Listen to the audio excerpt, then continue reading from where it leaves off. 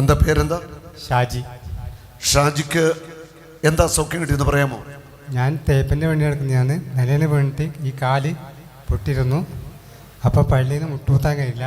അസ്ഥി പൊട്ടിയതാണോ? അല്ല, എല്ല് പൊട്ടിയിരുന്നു. ആ, അപ്പോൾ സഹകരണ ആശുപത്രി കാണിച്ചു, ബട്ടിനെ കാണിച്ചു.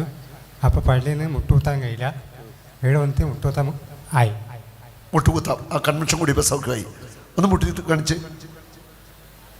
ഹല്ലേലൂയ.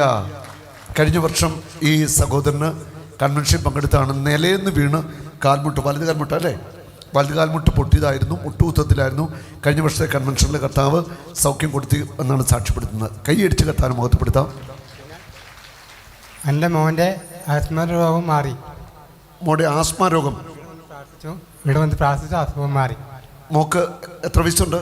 മോന് 6 വയസ്സ്.